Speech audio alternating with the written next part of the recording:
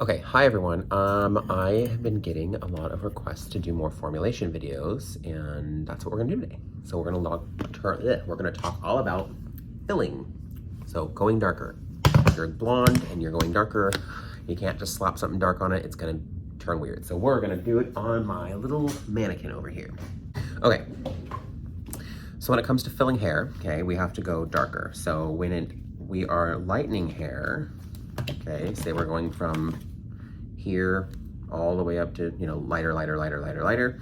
Bleaching hair, what you're gonna get is you're gonna get this stuff. So this is called natural underlying pigment, or underlying warmth, underlying pigment. People call it all different things. But basically, if I put these together like that, right? So this is the natural level, and this would be the same level of its underlying pigment. If you are a hair colorist, you should already know what this is. So my level 6 dark blonde right here looks like this when it's starting to be bleached out. So these are both level 6s. This is with underlying pigment. This is neutralized, okay? So when we are going back darker, we actually need to start putting these colors back into the hair, rinsing them off, and reapplying a color that will counteract that. And that is what filling is. That's what filling is, okay? It's basically bleaching hair in reverse. If you do not fill the hair and you jump more than 2-3 levels at once, going darker, you can get this really off-tone. Porous hair seems to grab the off colors. So if I took my little sandy blonde mannequin over here and just slapped a level 5 on her, it's not gonna look filled in, it's gonna look hollow, and it's going to look possibly kind of greenish. So we're gonna talk about filling today, but I'm gonna give you I'm gonna do this demo on my mannequin, and we're gonna do what I call cool filling, okay?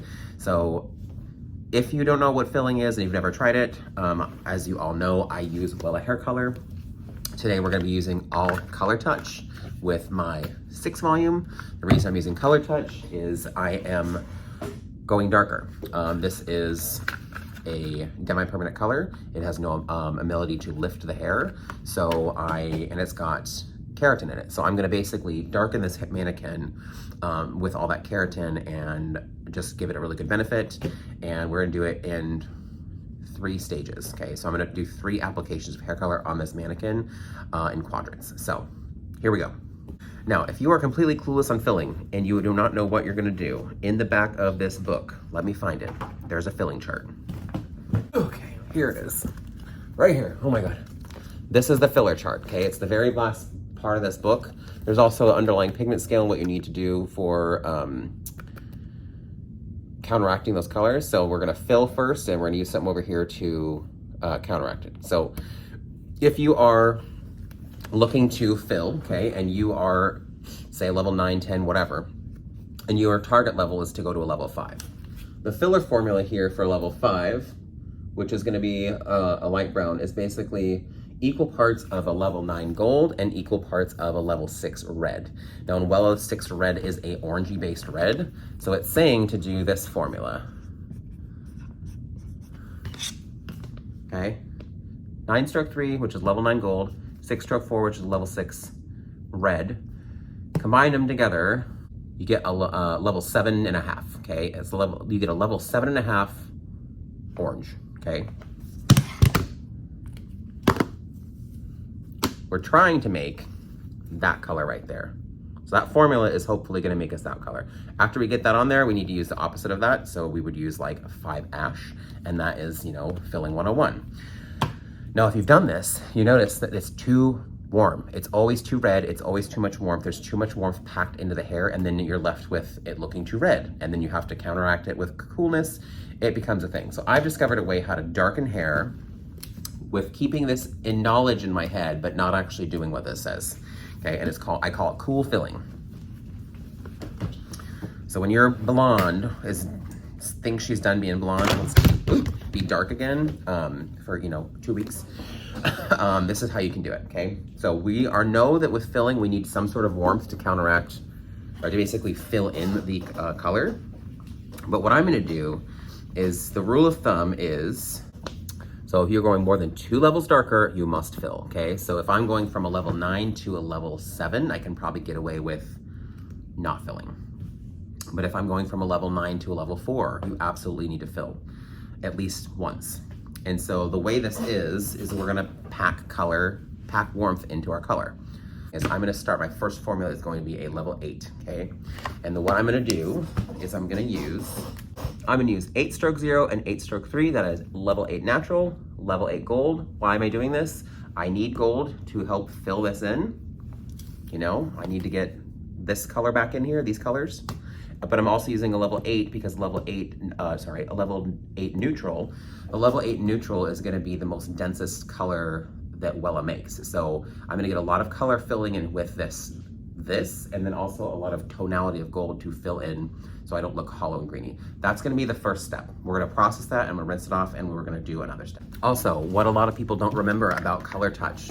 Color Touch goes on shampoo, towel, dried hair, wet hair, not dry hair. And we talk about shampoo, towel, dried hair, like you can see Lisa how like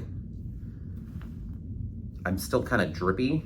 It needs to be drier than that. I need to get it even drier. Okay, so just dry it. Why does this need to go on shampoo, towel, dried hair?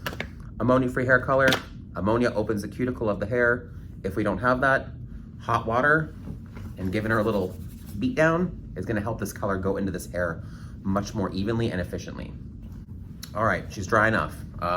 When she's dry enough, the way you'll be able to tell is you'll be able to squish it and water won't be coming out of your hands. So it's damp, it's not wet, it's just damp, okay? Let's get this color on the head.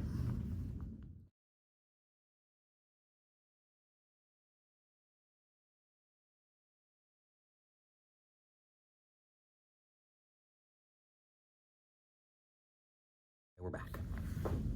All right, so I've rinsed it and processed it, and to show you the comparison, this is what we started with,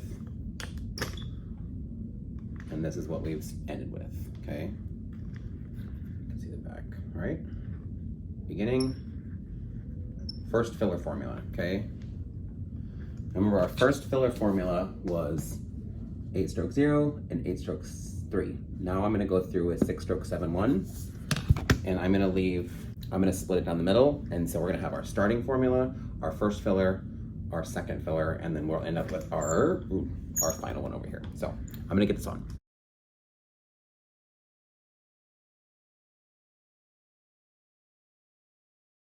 Okay, we're done with step 3, okay? So remember, our first step was we did our step A, which was 8 0 and 8 3 equal parts. We rinse that off. You get from, oh my God. Let's do it like this. Where we started with, first filler. Oh, this is our second filler formula. This was just our 6 stroke 7 1. Oops. Processed 20 minutes, rinsed out. Now we're gonna do our final